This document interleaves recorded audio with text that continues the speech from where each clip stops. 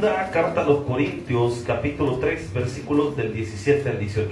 Si me ayudan desconectándose, por favor, ahí se lo voy a agradecer. Vamos a meditar en la palabra del Señor y vamos a estudiar la palabra. Amén, hermanos. ¿Cuántos venimos listos para la palabra? Amén. Me importa mucho aprenderlo y ponerlo en práctica. Principios del reino. El principio que vamos a ver este día es el principio conocido como el de transformación. Así que diga conmigo lo siguiente: yo soy quien la Biblia dice que soy. Leamos todos, amados. Porque el Señor es el Espíritu, y donde está el Espíritu del Señor, allí hay, ¿qué dice la palabra? Por tanto, nosotros todos, mirando a cara descubierta, como en un espejo, la gloria del Señor, en misma como por el Espíritu del Señor. Padre, gracias, Señor. Permítenos hoy el poder aprender, estar en tu presencia, que fluya hoy la palabra, Señor, que corra la palabra, y que salgamos de este lugar, Señor, transformados y renovados. Gracias porque tú eres fiel y para siempre son tus misericordias. Bendito sea tu nombre, Señor. Gracias, Padre, porque tú eres santo y bueno. En el nombre de Jesús, amén y amén. Pueden tomar sus asientos. Principios del reino. Bien, creo que es un serio problema, muy serio, muy grave. Y es que nos hemos acomodado y no queremos ser transformados. Y nos acostumbramos a nuestra vieja manera de vivir y no la cambiamos. Y es tan delicado este tema que cuando de repente alguien nos dice que tenemos que cambiar, nos ofende, nos incomoda y nos molesta. Porque tristemente nos hemos acomodado a no cambiar. Y la Biblia nos habla que el que tiene a Cristo, pasa adelante, hermano, bienvenido, es transformado. Amén. Amén. El nuevo nacimiento es que el Espíritu Santo de Dios está en nuestro corazón, transformándonos todos los días a la imagen de Jesús. Significa que desde el día que recibimos a Cristo hasta el día de hoy deberían de haber cambios. Incluso si recibió a Cristo ayer, ya deberían de haber cambios. No máxime decir a una persona que ha recibido a Cristo hace 20 años, 15 años, 2 años, 5 años, 6 años. Pero si somos hermanos pintura, el retrato del hermano es la misma imagen de siempre. ¿Y cómo es eso? No hay transformación. Y si no hay transformación, ¿qué quiere decir? Que probablemente no hay nuevo nacimiento. Debemos cambiar, no podemos ser iguales. Todo lo que se estanca se muere. El agua, por ejemplo, si no está en corriente, en movimiento, tiene la fecha. Estamos en estancamiento, y si estamos en estancamiento, algo no anda bien. Es más, si usted pasa mucho tiempo sentado, empieza a tener dolor. Y si, ¿qué pasará, por ejemplo, si una persona no se mueve por un tiempo muy prolongado? ¿Qué sucediera en el cuerpo? Se comenzarían a formar lo que se llaman escaras. Eso le sucede a las personas en silla de ruedas. Como ellos no sienten esa incomodidad que de repente el cerebro para que se mueva, entonces se le forman a veces escaras. ¿Y qué es eso? Son llagas en la piel. O sea que todo lo que no se mueve de alguna forma se enferma. Necesitamos movernos en fe y crecer espiritualmente. Amén, hermanos. Yo quiero hablar de eso. La segunda carta a los Corintios corresponde a esos mensajes pastorales de Pablo. Aunque no entra dentro de las epístolas pastorales, pero sí contiene un mensaje pastoral. No hacia los pastores, a diferencia de Timoteo y de Tito, que son las epístolas pastorales que están escritas directamente para dar dirección en cuanto a la iglesia a 2 pastores, a Tito y a Timoteo. Pero esta carta es de carácter pastoral, no porque le escribió un pastor, sino porque quiere corregir la mala conducta de una iglesia. Pastor, ¿y puede ser que en una iglesia haya mala conducta? Sí, ve a su vecino. No es usted, diga. Amén. Existe la mala conducta. ¿Y cómo se debe corregir? Por medio de la palabra. Solo la palabra de Dios puede transformar vidas. Amén. Amén. Pero si una iglesia era un relajo andando, y esto es para los que anotan y pueden notarlo, la iglesia del Nuevo Testamento, esos tenían un relajo, pero señor relajo. Por un lado estaban los excesos cometidos por la iglesia. Dentro de esos excesos cometidos por la iglesia, encontramos que cuando se celebraba la cena del Señor, ellos hacían un banquete al estilo romano. ¿Y en qué consistían los banquetes romanos? Tener tanta comida hasta el punto de vomitar. Y beber hasta el punto de embriagarse. O sea que salían de la Santa Cena embriagados, pero no en el espíritu, sino en el espíritu de la flor de caña. Esos que cometían los corintios. Otro exceso de los corintios era darle tanto énfasis a las manifestaciones espirituales que se perdía el objetivo del culto y la gente ya no predicaba la palabra. Otro de los excesos de los cuales estaban a flor de piel en Corinto. En Corinto había un templo dedicado a la diosa Afrodita, que consistía en que había más de 1000 sacerdotisas que se prostituían en ese lugar. Y el símbolo de las sacerdotisas era que se rapaban el pelo. Por eso es que Pablo da ese mandamiento y le dice a las mujeres de Corinto, no al... Porque como siempre ha habido gente pícara en todos lados. Aló. Eso no es nuevo, eso es viejísimo, la gente pícara. Entonces cuando miraban a una hermanita que recién llegaba a la iglesia, quizás queriendo cambiar su vida, y había dedicado su vida quizás a Afrodita, y la miraban rapado, significa que tienen menos tiempo de estar en la iglesia. Entonces venían los hombres pícaros y le decían, hermanita, ¿a qué invitas a tomar un cafecito? Entonces, ¿qué hacía Pablo? Mire, como eran tanto el relajo, que entonces Pablo viene y les dice, hermanas, para que no les vean el largo de su cabello, todas tápense. Y cuando usaban un velo, no es el velo que con mucho respeto desde los hermanitos de ciertas denominaciones, o lo que podemos ver ahora en las mujeres musulmanas. Ese es el velo del que Pablo le está diciendo que se pongan. Por mencionar uno de los tantos excesos. O también podríamos mencionar ese famoso caso del capítulo 5 de la primera carta a los Corintios, donde encontramos a un cipote que le bajó la novia al papá. Y lo peor de todo es que era servidor. Y alabanza dicen que era mentira. Le bajó la novia al papá. Ese era uno de los tantos relajos. Segunda oportunidad, que la segunda carta a los Corintios que tenemos nosotros ahí en la Biblia, continuando los temas que dejó inconclusos en la primera. Y una de las cosas, de las tantas cosas que Pablo toca, es que ya a estas alturas, ya conmigo a estas alturas, pero no así normal a estas, no, a estas alturas, así con él, a estas alturas, ya deberían de haber cambiado. Hermano, si muchos escuchamos predicación en la radio, escuchamos predicación en YouTube, escuchamos predicación en un montón de partes, venimos a la iglesia y que no cambiemos, no puede ser, hermano. Tendríamos que cambiar. Versículo 17. Ya lo veo algunos tristes, hermano. Porque el Señor es el Espíritu. Es decir, el Espíritu Santo y Dios son un mismo ser. Son un mismo ser. Cristo son Dios. Diferentes personas.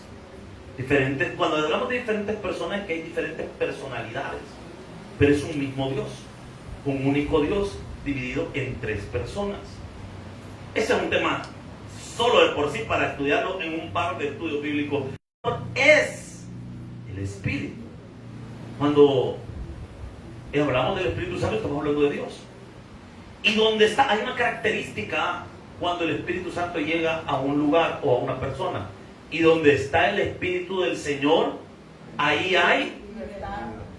Pero cuando hablamos de libertad, no lo malinterpretemos. Esa libertad que habla la palabra no es libertad para hacer relajo. Cuando habla de la libertad que da el Espíritu, es la libertad del Señor de nosotros, porque el Espíritu Santo nos ha dado libertad. Ya no somos esclavos del pecado. Recuerde que en la Biblia encontramos 3 tipos de pecado, para aquellos que anotan: el pecado imputado, el pecado personal y el pecado mundial. El pecado personal, esa es la concupiscencia, nuestro deseo propio de pecar y de hacer cosas malas. Hay cosas que usted no se les ha enseñado a una criatura, ya las trae en el chip. Si estos bichos vienen con la mente acelerada. Yo no sé cuál de los niños de escuela bíblica había escrito en la pared del baño: los fulanos de tal, te amo. O no sé si un hermano de ustedes fue, hermano. Ella puesta en el baño. Y por el tipo de letra y por la forma, era un niño. Estos bichos vienen acelerados. Si con los 10 años, tiene novia. No, yo no tengo. Todo traumado, salía uno, hermano. Estos bichos le dicen a uno de 7 años, uno de 6 años: ¿tenés novia? 4 tuve ya. Entonces, ¿qué sucede? Estamos en una época complicada. ¿Y qué dice el Espíritu Santo acerca de esto? ¿Qué es esa libertad de la que está hablando? Que ya no somos esclavos del pecado. Es el pecado personal, le mencionaba primero. El pecado mundial. ¿Cuál es el pecado mundial? Que el mundo entero está invadiendo nuestra mente constantemente para empujarnos a hacer cosas que no debemos hacer. Desde la publicidad hasta tantas cosas que invaden nuestra mente, como el pecado imputado, que es el pecado que le damos desde Adán. Entonces eso nos tenía atados. Ahora, ¿qué dice la palabra? Versículo 18, y este es el objeto de nuestro estudio. Por tanto, nosotros todos, ¿cuántos hermanos? Cierta, como en un espejo, la gloria del Señor. Ok, detengámonos aquí, que hay varios elementos. Cuando usted lee la Biblia, tiene que entender que la Biblia entera es una referencia tanto del Antiguo, si estamos leyendo algo del Antiguo, hacia el Nuevo Testamento, y del Nuevo Testamento hacia el Antiguo. Aquí hay una referencia de Pablo hacia el Antiguo Testamento. ¿Cuál es esa referencia? Porque dice: mirando nosotros a cara descubierta. ¿Cómo así? Para nosotros que no estamos descubierta. Vivimos en un clima tropicalón. Aquí lo menos que sentimos es frío, hermano. Y aunque sentimos calor, créanme que no se compara en nada al calor de los desiertos. Ay, que este calor está insoportable. Está más quemado el infierno, hermano. Pero el desierto es terrible. La gente, el desierto tiene una particularidad. En la noche es heladísimo. Y en el día se adaptó para vivir en el desierto, cubriéndose todo el cuerpo. Cuando dice a cara descubierta, nos está haciendo una referencia a Moisés. Para entender la idea que tenemos acá, no vaya a perder el versículo que estamos leyendo. Necesitamos entender la referencia. Es como cuando usted está leyendo un libro y de repente el autor está citando a ir y leer lo que el autor me está citando para poderlo entender. ¿Me está siguiendo, iglesia? Entonces, aquí hay una idea. ¿Y cuál era? Mirando a cara descubierta. Pero ¿cuál es esa cara descubierta? Vámonos a Éxodo capítulo 34, versículo 29. ¿A qué se refiere con esa expresión a cara descubierta? Porque hay una... ¿Cuánto queremos que Dios nos bendiga? Amén. Hay un precio a pagar para tener bendición, y es ser transformado. Es que mire, si no somos transformados, no vamos a prosperar en nada en nuestra vida. Y aunque Dios, ¿por qué Dios no nos prospera antes y después nos transforma? ¿Por qué primero nos transforma y después nos prospera? Hay una relación bien sencilla ahí. Es que ¿de qué sirve que Dios le ponga a usted cosas en la mano? Entonces Dios primero tiene que cambiarnos nuestra manera de pensar para después entregarnos todo lo que Él tiene en la mano. El desierto de Israel no era solo porque Dios lo quiso llevar en el desierto, es porque Dios quería transformar su manera de pensar. Y vean lo que dice la palabra. Éxodo 34:29. Y aconteció que descendió Moisés del monte Sinaí con las 2 tablas del testimonio en su mano.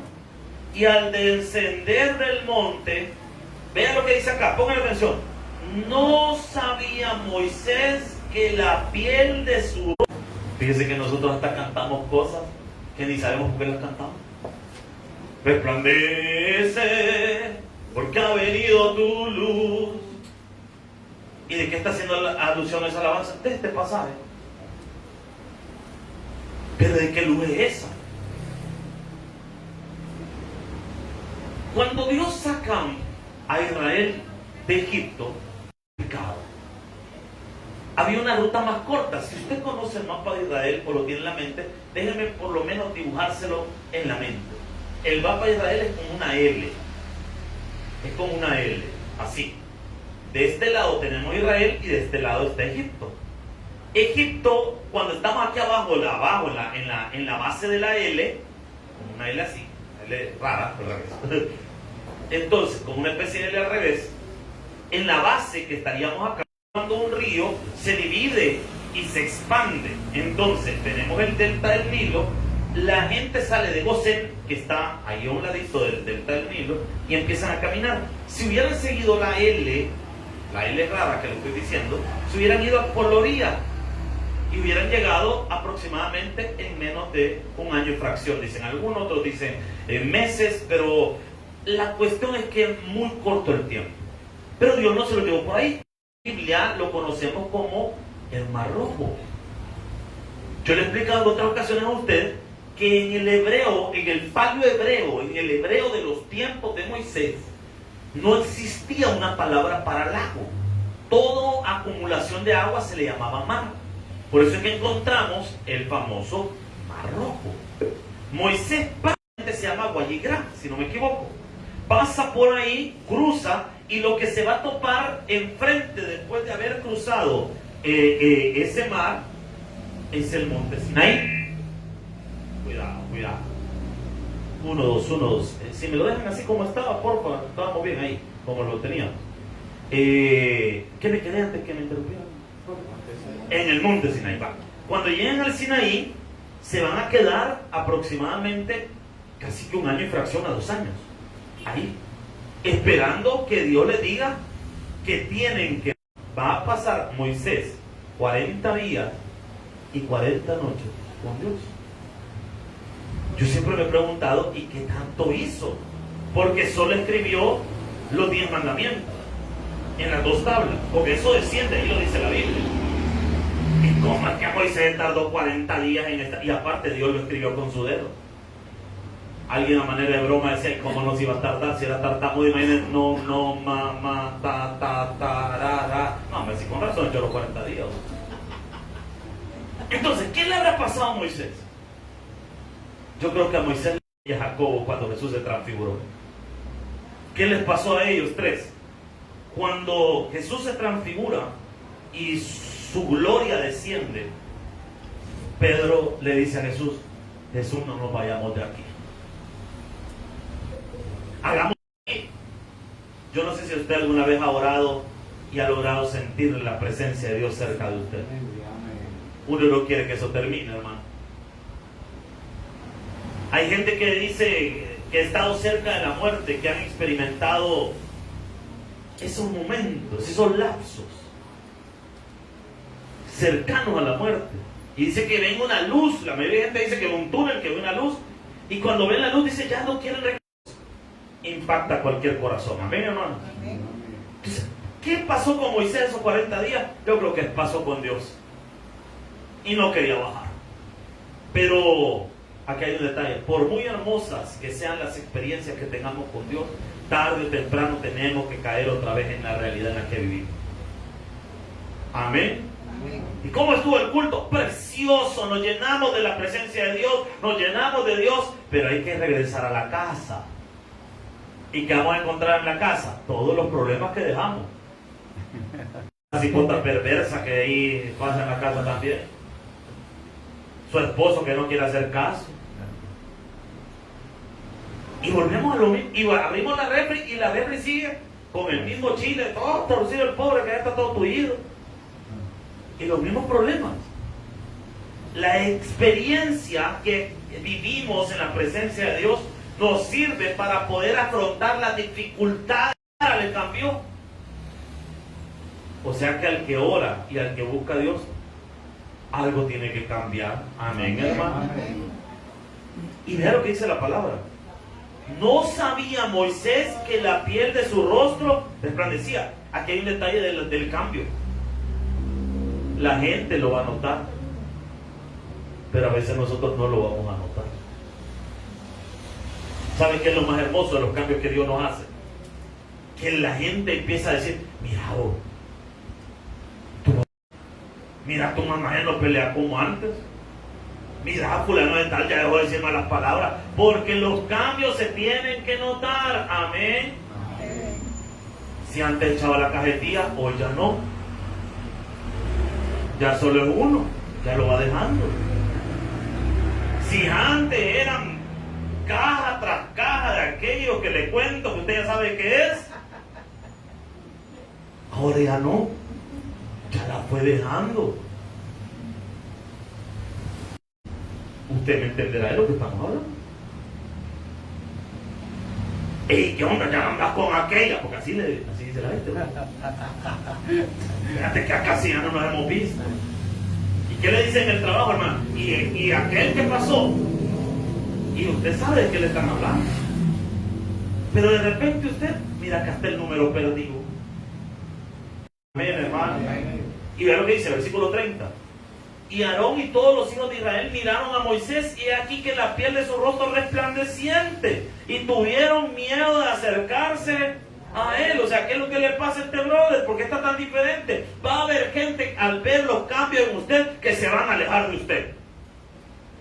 Pero no porque usted haya hecho algo malo, sino porque no pueden tolerar la bendición y el respaldo de Dios en su vida. Amén. Va a haber gente, hermanos, que se van a alejar de usted por los cambios que usted está haciendo, por la forma en la que usted ya no está haciendo como antes, porque usted ya no hace las cosas que hacía antes, pero ahora, como hay un cambio en su vida, se van a alejar de usted. Y vea lo que dice la palabra, versículo 32. Después, dice la palabra, se acercaron todos los hijos de Israel, a los cuales él mandó todo lo que Jehová les había dicho en el monte. Puso, ¿qué dice la palabra? Pongan atención a este detalle. Esto es lo que queríamos llegar para entender el otro pasaje. ¿Qué se puso Moisés encima? El velo. Este velo en la Biblia va a tener muchas referencias. La primera, ese velo habla de que la ley tenía cegado a Israel y no les permitía ver la gloria de Dios. La segunda interpretación de ese velo es algo todavía que tiene que ver con lo que nosotros estamos hablando en Corinto. ¿Y qué es? Vea lo que dice la palabra, versículo 34. Cuando venía Moisés delante de Jehová para hablar con él, ¿qué dice la palabra? ¿Qué hacía Moisés? Ya vamos entrando en razón. Cuando se ponía el velo, era para que los demás no vieran la gloria de Dios en él. Porque la gloria de Dios resplandecía. Moisés hablaba con Dios, se quitaba el velo y hablaba cara a cara con el Rey de Reyes y Señor de Señores. Amén. ¿Qué nos está diciendo Pablo en la carta a los Corintios? ¿Querés que Dios te cambie? Háblale a cara descubierta. ¿Qué significa eso? Y aquí entramos en materia ya. ¿Por qué no cambio? Porque hay cosas que no les he hablado con Dios. Porque me pongo un velo cuando hablo con Dios. Y ese velo que me estoy poniendo es el velo de la apariencia. Es el velo de no aceptar mis errores. Es el velo de venir nosotros y tratar de aparentar lo que no somos aún delante de Dios. Si algo fue el éxito de David, es que David se descubría con el Señor. ¿Cuál es la forma para hablar con Dios? Así como ustedes, hermano. con todo darle nada. Ay, Señor, yo no sé por qué hice tal cosa. Discúlpame, Señor, yo no sé en qué momento lo hice. La cerveza me apareció en la mano, yo no sé. Hermano, no seamos mentirosos. Si todavía la fue a comprar, la llevaba en una bolsa negra escondida para que la señora de la tienda la vendiera. Preparó el día. ¿Cómo me va a decirle al Señor, Señor, perdóname porque hice algo adrede y lo hice voluntariamente, discúlpame, Señor? Muchos de nosotros vivimos culpando al diablo de nuestras propias malas actitudes. Ay, es que viera que yo discutí ayer con mi esposa. El diablo se metió en la plática. ¿Cuál diablo? Si usted es la que andaba con él, no el diablo. Aló, hermanos. El demonio se me metió. ¿Cuál demonio, hermano? Si son sus malos pensamientos. Aparte, usted supone que es hijo de Dios, y el que es hijo de Dios ha nacido de nuevo, y el demonio. Vivimos culpando al diablo de todas las cosas malas que nosotros hacemos. Ay, viera vos, que se me ha metido un demonio en la casa. El demonio del mediodía, hermano. Ay, es que viera, allá en la empresa hay una diabla. No, al diablo, hermano. Vieras la tentación que ha llevado a la empresa. Dice la hermana, ay, ha llevado un hombre así como el pastor, bien guapo. Y una tentación para mí. Si ese hombre ni le habla, hermana. Aló. Es usted la que le está pidiendo el número. Yo no sé cómo me apareció el WhatsApp de él. Él lo pidió. Pero nos ponemos ese velo y nos ocultamos. Cuando Pablo está diciendo, dígale a Dios las cosas como son. Si él de todas formas ya las sabe, hermano. O sea que cuando Pablo nos está diciendo, volvamos a Corinto, por favor, en el versículo 18. Por tanto, nosotros todos, mirando a cara descubierta, ya entendimos qué está diciendo Pablo. Quiere decir, no ocultemos nada. Si no tenemos ocultando el pecado, nunca vamos a poderlo vencer. Los pecados ocultos son los peores. ¿Por qué? Porque cuando están ocultos y nadie lo sabe. Son los más difíciles, pero los visibles, los que no se pueden ocultar, esos son más fáciles de vencer. ¿Por qué? Porque la gente lo ve, nos da pena, nos da vergüenza. Yo tenía un problema y se lo confieso. Y digo, gracias a Dios tenía, porque ya lo vencí, gracias al Señor con su ayuda. La gente dice, ay, mecha corta. Yo no tenía mecha, hermano, era cuetillo soplado. Yo tenía un problema. ¿Y cuál era mi problema? Que yo rápido me iba a los golpes, hermano. Ese era mi problema. Yo no andaba con contemplaciones. A mí me caía mal esa gente que me ponía que, vení, pegame. No, yo iba a un solo, hermano, a dar. O que me dieran, pero a dar, por lo menos, nunca sea uno. Por lo menos lástima iba a dar, hermano. Entonces yo, así es, yo tenía ese problema. Y cuando ya empecé en la iglesia, pues tenía que cambiar, ¿no? Y eso, como es algo muy visible, pues no era algo que tenía que quitármelo.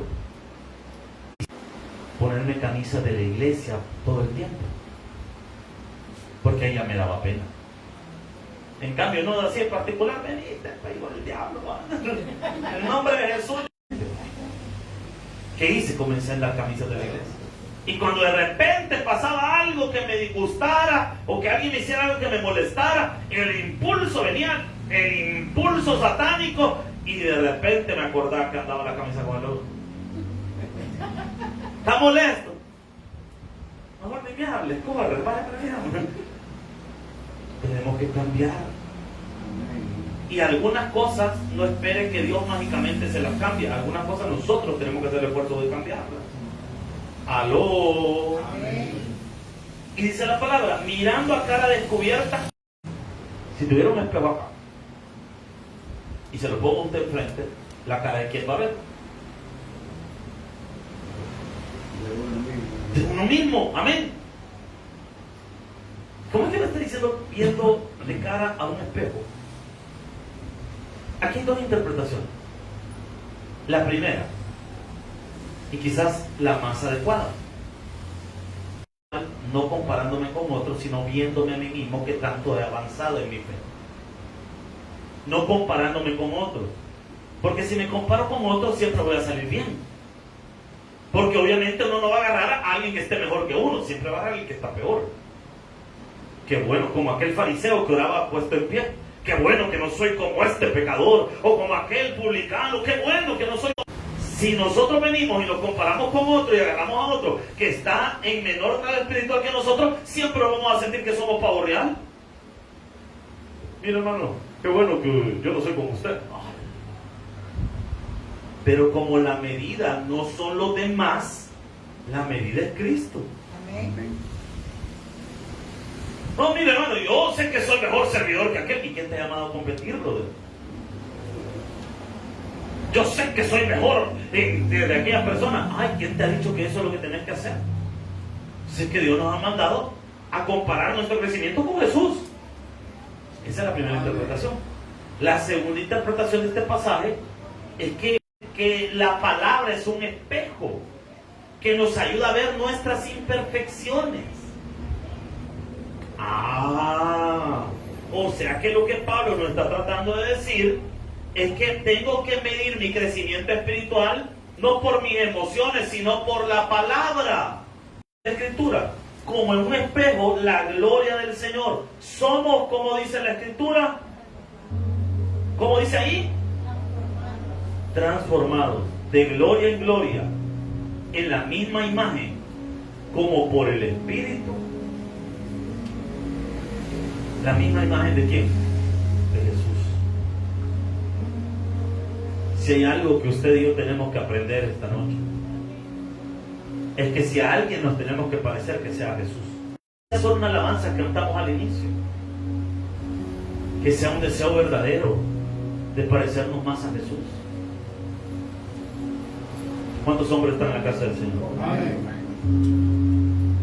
En Efesios capítulo 5, Pablo escribe a los hombres y nos dice que amemos a nuestras esposas como Cristo amó su iglesia. Ahora le hago la pregunta: ¿en su matrimonio usted está siendo como Jesús? ¿O somos ese marido abusador, maltratador, malcriado, sinvergüenza, gritón? Que esa mujer estaba mejor en la casa de su papá que con usted por la mala vida que le ha dado. Total. ¿Y qué te sirve, brother? Si tu comportamiento dice otra cosa. ¿Cuántas hermanas están en la casa del Señor? Amén. Las mujeres dicen que respeten a sus maridos como al mismo Señor. ¿Es usted esa mujer que es un reflejo de Jesús en su hogar? ¿O esa señora que tiene hasta amedrentado al pobre hombre? No lo zapatea, el pobre hombre está tiembla. Aplaude y se para el maestro, o sea, lo tiene bien domesticado. ¿Es ese el reflejo de Jesús? ¿Es la autoridad de Dios? No, no miente, hermano. No debe carreto usted solo. ¿Aló? Jesús fue un hijo obediente, dice la Biblia, hasta la muerte, hasta la cruz.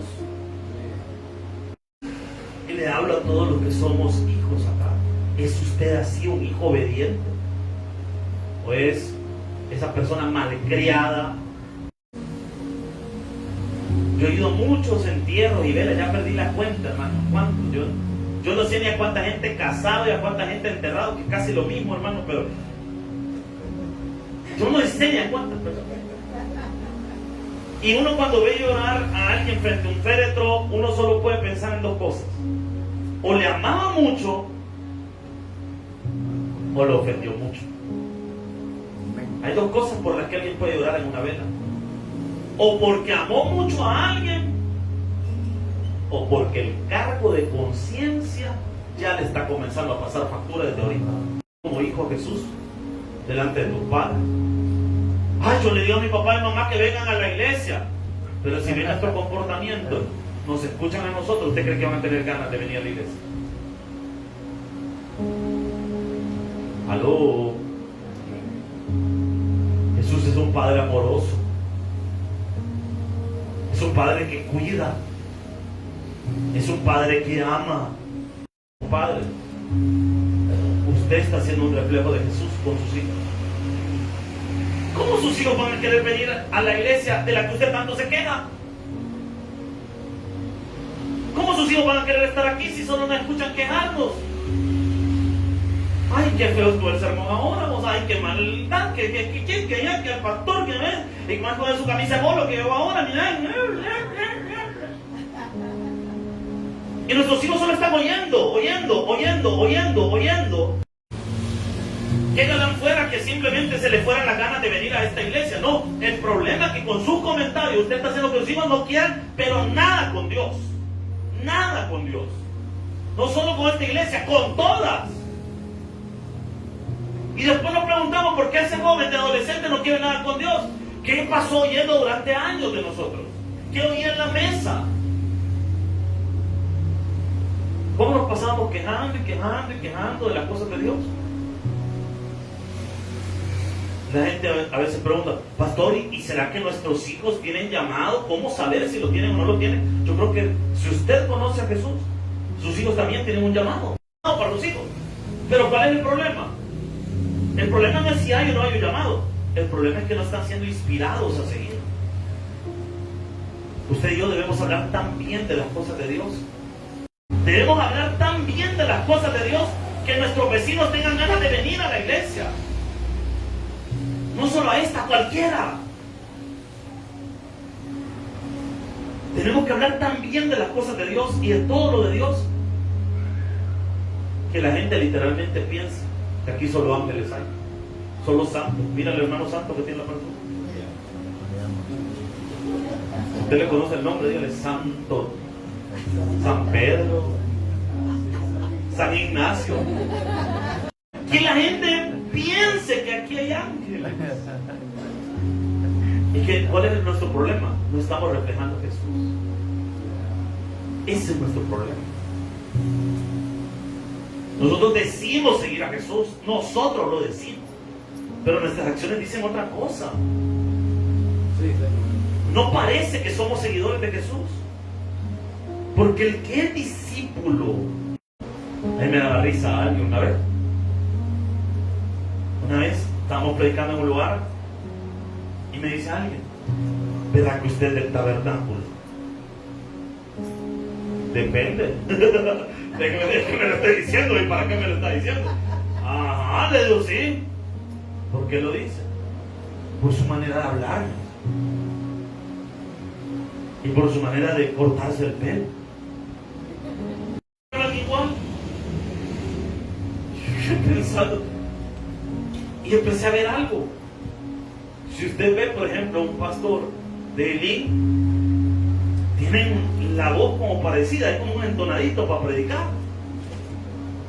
Y dependiendo de la denominación, así usted puede saber de qué denominación es alguien con solo oído, con solo ver sus gestos, porque hay cosas que se pegan, porque el que es discípulo de alguien se le nota. Si somos discípulos de Jesús, se nos debería notar Jesús. Amén. Sí. Pero a veces, porque es al que más nos estamos pareciendo. El cachudo es mentiroso, el cachudo es pleitisto, el cachudo es envidioso. Y si esas cosas están en nosotros, eso se lo dijo a los fariseos, vosotros sois de vuestro padre el diablo, le dijo a los fariseos, y todos se ofendieron, ¿qué? Nosotros no somos del diablo. Es que mis obras harían. Las obras de quién estamos haciendo. Aló. Quiero mostrarle algo para finalizar. Vamos a ver dos versículos rápidos. Mateo 26, 69 y Hechos 5, 40, un solo. Quiero mostrarle cómo Jesús le cambia la vida a alguien. Mateo estaba sentado fuera del patio y se le acercó una criada diciendo, tú también estabas con Jesús el Galileo. Mas él le negó delante de todo diciendo, no sé lo que dices. 71. Saliendo él de la puerta, pero él negó otra vez con juramento no conozco al hombre. 73. Un poco después, acercándose, los que estaban ahí dijeron a Pedro: verdaderamente tú eres de ellos, porque aún tu manera de hablar te descubre. Entonces él comenzó a que dice, quiero que tenga claro a Pedro antes de recibir al Espíritu Santo: mentiroso. ¿Por qué? Porque sí conocía a Jesús. Cobarde, porque él negó a Jesús por miedo a que también lo metieran preso.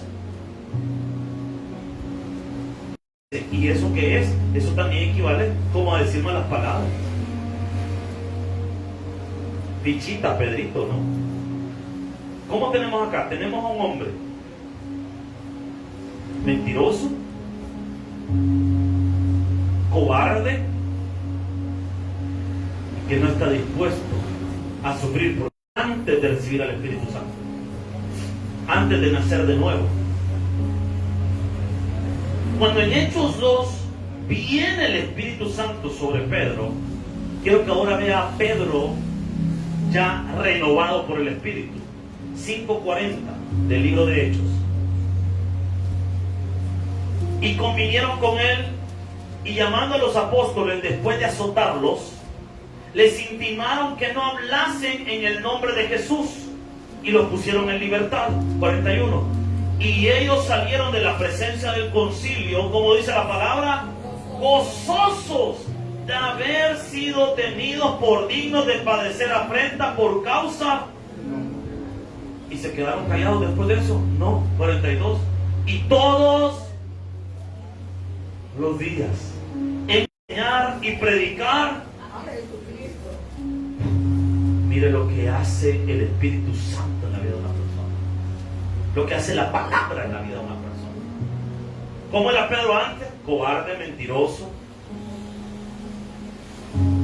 ¿Cómo es Pedro ahora? Valiente. Primera vez, si usted lee el capítulo 3 y el capítulo 4, también los habían amenazado y los habían golpeado. Pero esta vez Pedro ya no se queda callado. Esta vez Pedro no niega a Jesús. Esta vez Pedro se siente alegre de sufrir por Jesús. Hermano, esto es una gran lección para nosotros. Hay personas porque les hacen una mala cara en la iglesia no quieren venir a la iglesia. Ay, quiere que la acomodación me con la lengua, como dice mi hermana. Enséñame la argumentación. Ay, qué barbaridad. Por eso vas a venir a la iglesia. Por eso te vas a alejar de Dios. ¿Usted cree que estos hombres no oraban para que no les pasara nada? Sí oraban, pero aún a pesar de que oraron les pasaban cosas. Y a pesar de eso no dejaban de creer. Aló, hermanos. ¿Usted cree que estos no tenían problemas familiares? Por supuesto que tenían, pero no dejaban de predicar. No dejaban de servir, no ponían como excusa. Pedro, que la señora se me enojó usted, hoy no va a venir al culto porque me enojó la señora usted. Pero ahí estaba, punta lanza, predicando la palabra. Que me va a dar la gripe.